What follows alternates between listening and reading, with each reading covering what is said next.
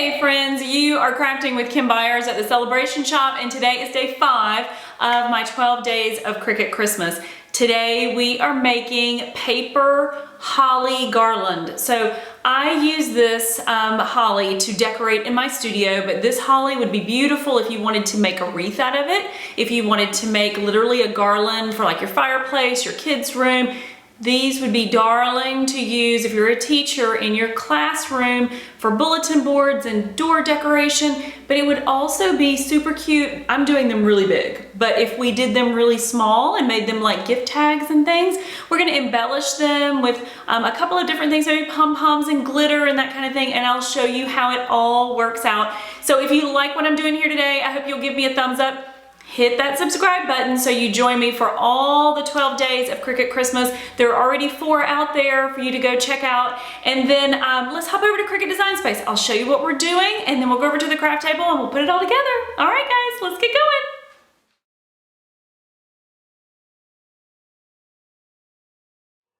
Okay, friends, so here we are in Cricut Design Space. First and foremost, you want to start by opening up a brand new canvas. So I've gone ahead and done that. See the new button here. If you're on the home page, there's a square on the home page, but you want a blank canvas. The second thing you're going to do is go into images and search for the type of image that you want. So I'm just going to type in holly, and then it's going to bring up this navigation on the left hand side, and you can pick in here the different things that you want. I personally want to use my pen tools today, so I am going to go into operation type, and I'm going to type and put in draw. Okay, but you can go through and pick anything that you want to use. I'm going to use this specific holly. So let's cancel out of this really quick. And so what I like to do, I mentioned in the intro, is I love oversized. And I have these 2 big windows in my studio, and I wanted to put something really fun around them. And I just thought holly was a really pretty simple way to do that.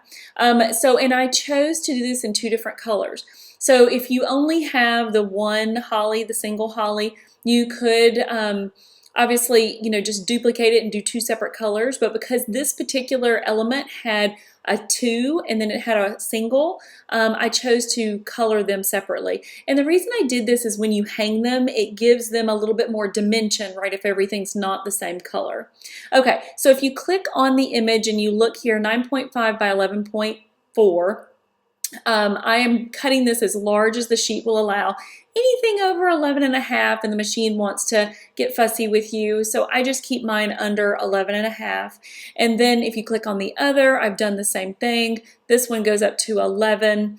And so I have 2 separate colors, then I have a red, and then of course we have the pen. So if you look over in the navigation, you're going to see that the little elements on the inside are drawn, and then this is a cut. So just to show you, like if you turn that off, it kind of just looks like a blob, right? But if you turn that on, isn't that pretty? It just adds so much to it.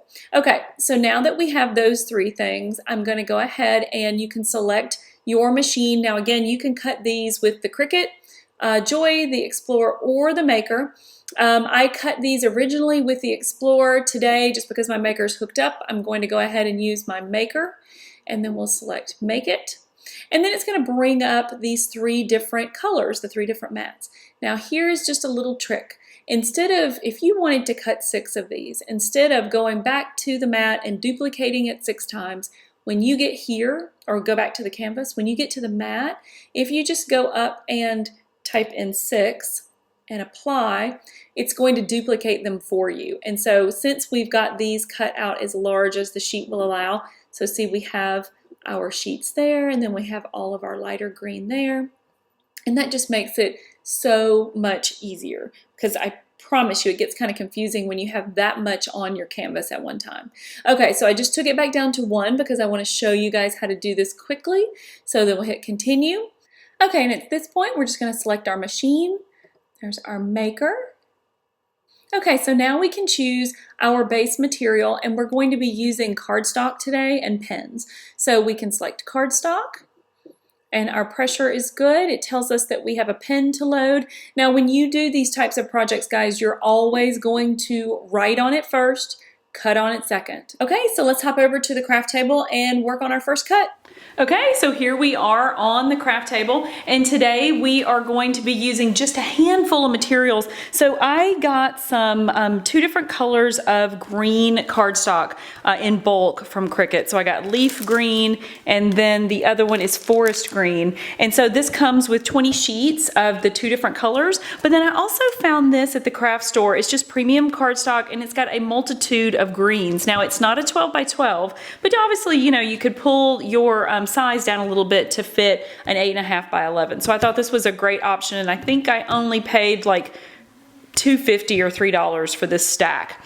Okay, and then I have some pom-poms if you want to get really creative, and I have different multiple size of pom-poms to make the berries stand out a little bit more, or you could use glitter, just a little glue stick and some glitter on the berries. And then I have my pens, my Cricut pens. Now I'm actually going to use black today, but I wanted to show you that they come in this really great set, and so you could do all kinds of beautiful things, and there are some really pretty drawn elements in Cricut Design Space that you could use all of these gorgeous pens for. Okay, so let's move everything out of the way and go ahead and set up our first mat.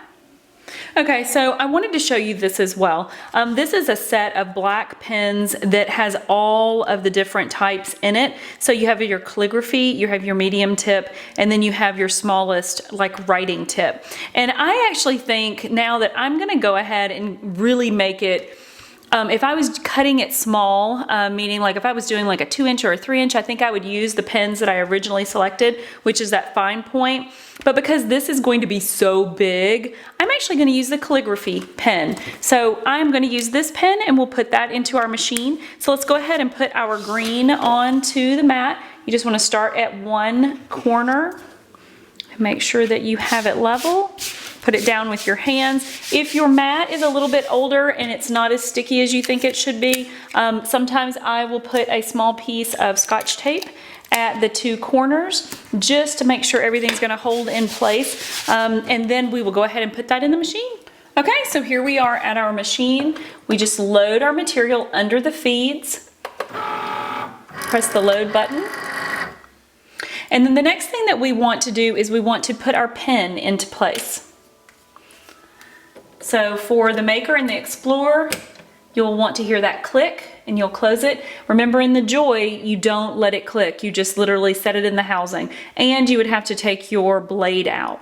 Okay, so now we're ready to go ahead and hit cut. Okay, so I cut out my holly, and now I've gone ahead and cut out my berries. And so when you take this off the mat, you can pull away the paper, or my best recommendation is to bend the mat so that you don't mess up your cut at all. And so you can kind of take that off, and then you can fold it and just kind of pop up your paper.